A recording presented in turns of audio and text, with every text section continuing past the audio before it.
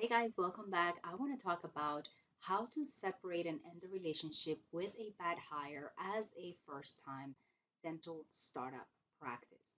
I know this is a conversation that it's due to happen, and I am going to share with you in this video three strategies that I have implemented with our clients as they're going through the process of hiring someone and determining that they're not a good fit for their practice within the first 90 days of working together.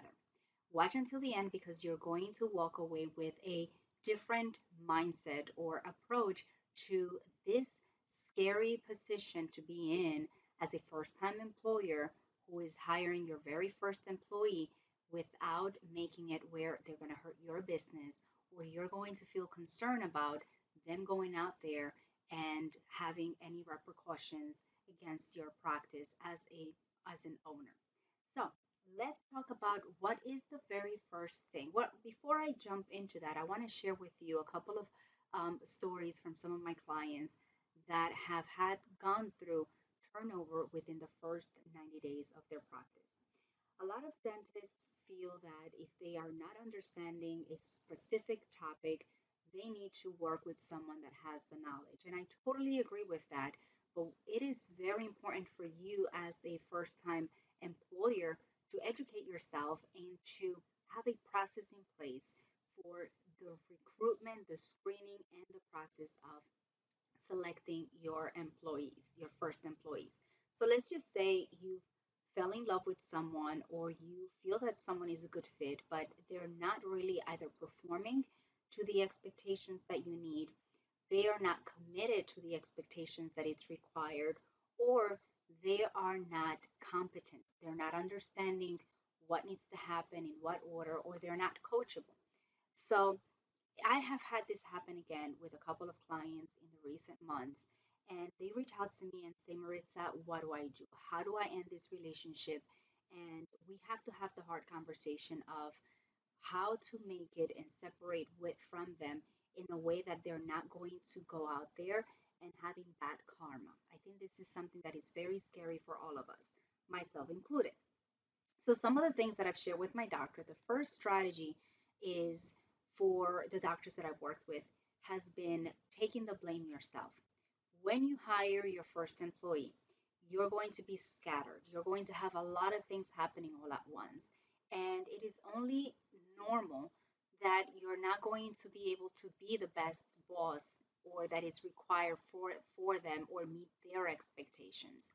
And so if you've made the mistake of hiring someone that it's not a good fit for your dental startup, and I will have to say, it takes a certain personality to be able to last in a startup practice.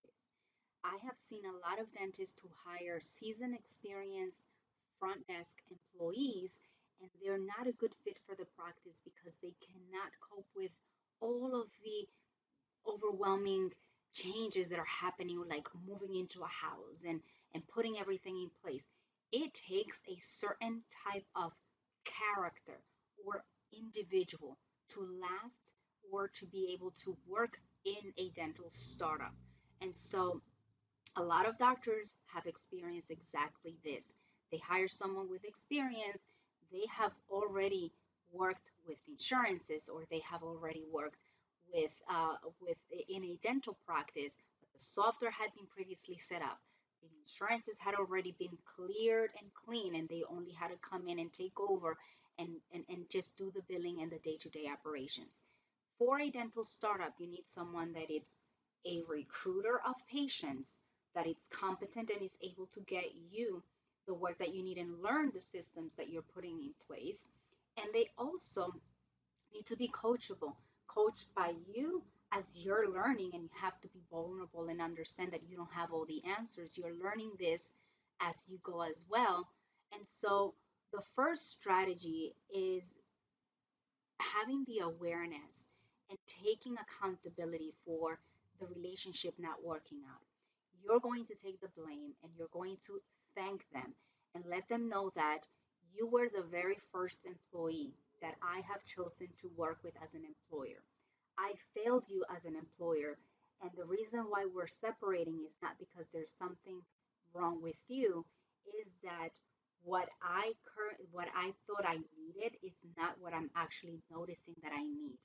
And so if you are not this individual that I need, and I have had doctors that the person has experience, and it's not a question about their capacity to do the work, it's their commitment. And so there's no commitment. They're not showing up to the office. They're constantly calling out.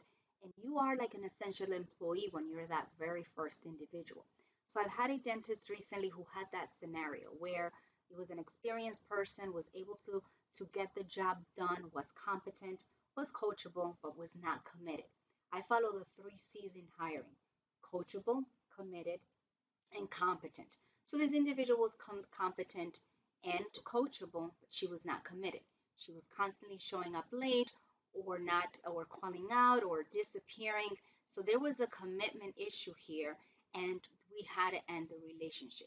So we basically explained to this employee, or what I coached my client to explain to the employee was, you are okay. You're an excellent employee, but I need someone. If I was to be open 6 months, a year from now, and I had two front desks, I can accommodate your personal situations and needs if you're a grandma or if you're a mom or what have you. But in this particular instance of where I am right now, even though you can do the job and I would love to work with you, I need someone that can show up more often. And so it was my mistake that this is not working out for you. You belong better in a dental office where there is already an established practice and there's backup for the employees. And so for that one employee, that's the approach that we took. And the next step would be, or the next strategy would be, to let the employee know, hey, in the real world, whenever there is a separation of employment, two things happen. You get the keys from the office and you separate immediately because there's typically retaliation, or I don't trust you and you're going to have, disrupt my flow. And there's kind of like the relationship is over and we have to maintain it temporarily. I don't want to take that approach with you. I trusted you, I hired you, you were my very first employee. And even though the relationship is not working out, I want to be transparent with you and let you have the opportunity to start looking, allowing me to also start looking for someone that can meet that need of the commitment piece. Okay? And so the first step is you take full responsibility for the relationship not working out. The second step is addressing the big elephant in the room. Are we going to separate this relationship and you're going to leave tomorrow and I'm not going to have anyone and you're not going to have a job? Or are we going to come to an agreement and a truce where I find my ideal person, you find the job that can fit your needs, and in that interim, we're going to be able to still maintain an amicable relationship. The third thing that I always encourage my doctors to do and say is, and I know that you are going to be a great fit for X, Y, and Z place or position. If you would like, I'm more than happy to create for you a reference letter. Make sure that you let them know that they're not going to be having the doors closed in the future, even if you would not consider them later on. But at this time, at this moment, you're going to let them know if the situation changes and 6 months from now, when it's a better fit for you, that I have more backup, or I'm in a better position, or so on and so forth. If you're still out and about, but for now this is what I need, let's work it out. Let me start looking. I'm going to start looking. And I have seen offices where the person that is expected to leave or separate from the company has been able to train somewhat the new person coming in. And there's not this friction, there's not this sense of I'm losing my job and you're hurting me and hurting my budget and my expenses. Because remember, these employees want to have the funds or the security or the job, and they want to be able to say, how am I going to cover my expenses for this time? While you want to be able to say, how am I going to cover myself looking for someone, and if she finds out or he finds out, not having any retaliation for the time being. You always want to have a backup. And I was having a conversation with one of my doctors recently, which I want to upload and share also here on the channel. And so I had a conversation with a dental assistant with a front desk that was having turnover for her dental assistant. And one of the things that I said was go back to your list of contacts and see which other candidates you had screened and see if they're available and open the doors and so on and so forth. So you want to be able to do that. Go back to certain of the candidates that you had previously reached out to and had a conversation with and reopen your ad and make sure that you go through the process and learn from this mistake. If you see you have a commitment issue, make sure you have someone that through the personal conversations that you open up about each other, you can get a sense of where they are. If they have, a family that it's that is sick, or they have children and so on and so forth, you can anticipate that they're going to have some issues with committing to the schedule. And if that is a particular area where you need a lot of support, you want to be able to gauge and sense where the employee is before making the hiring decision. And so, to recap on this video, separating and ending a relationship with your first employee, it's never an easy task. And I don't expect you to just run away with this video and start, doing this. But I just want to bring about the awareness of what is going in the minds of the person, of the people that you're hiring. A lot of times they are also looking because they're overwhelmed throughout the process of like coming into a practice that is completely new.